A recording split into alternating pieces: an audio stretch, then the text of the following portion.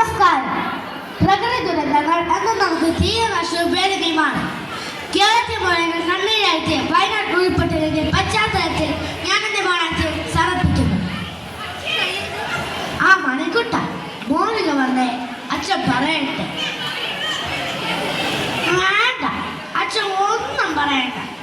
ഞാൻ അച്ഛൻ്റെ സമയത്ത് ഒരിക്കലും മിണ്ടൂല.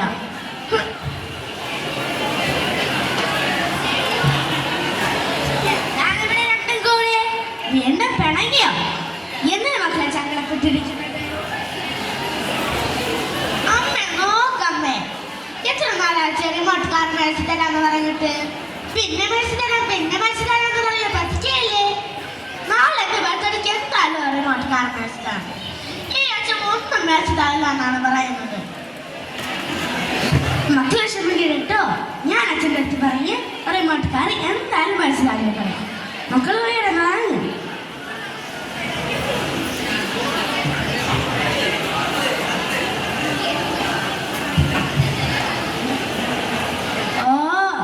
എന്നും മഴ തന്നെ.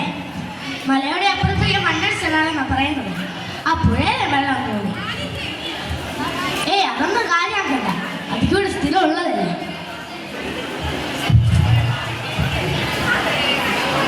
മണ്ണടിച്ചില്ല നമ്മളുടെ വീടും പോകുമോ അച്ഛാ?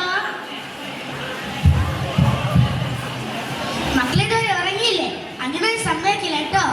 നാളെ മക്കളുടെ ബർത്ത്ഡേ അല്ലേ, നേരത്തെ എണീക്കാം. വേഗം ഉറങ്ങും.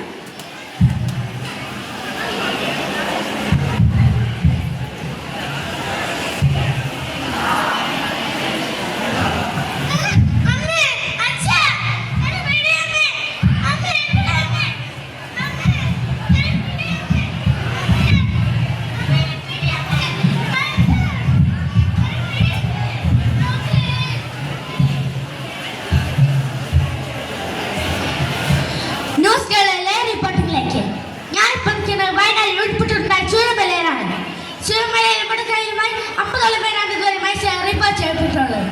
400-ലധികം പേർ ഒറ്റപ്പെട്ടിരിക്കുന്ന അവസ്ഥയിലാണ്. ഏകദേശം ഈ ഭാഗത്ത് നിന്നാണ് ഉൾപ്പെട്ട് കല്ലുമണ്ണിൽ ചൊല്ലി വീട്ടിലേക്ക് ഇരച്ചു കയറിയത്. ഇനി ഉൾപ്പെട്ടുണ്ടാകാൻ സാധ്യതയുള്ള രക്ഷാപ്രവർത്തന പ്രതിസന്ധിയിലാണ്. പോലീസും ഫയർഫോഴ്സും ആർമിയും നാട്ടുകാരുമെല്ലാം രക്ഷാപ്രവർത്തനത്തിൽ ഏർപ്പെട്ടിട്ടുണ്ട്.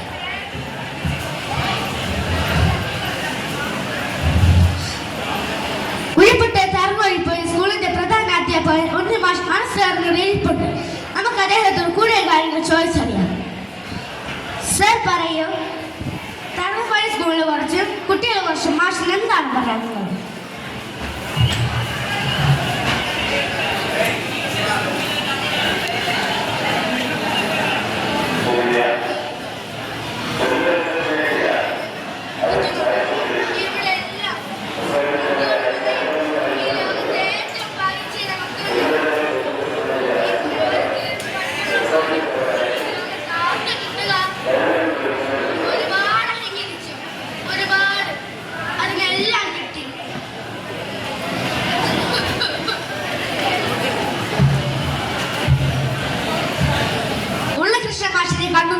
അത് കേരളത്തിന്റെ മുഴുവനുമാണ്.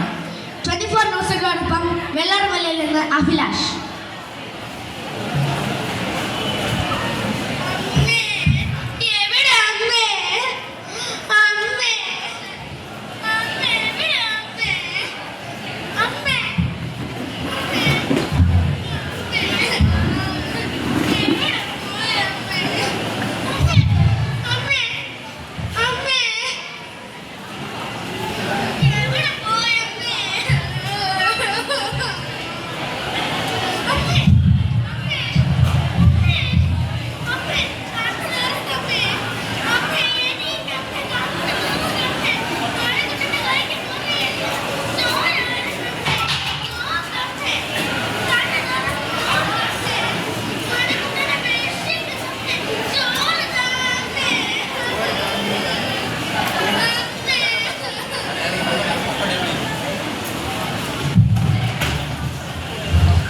പ്രകൃതി നമ്മുടെ അമ്മയാണ്.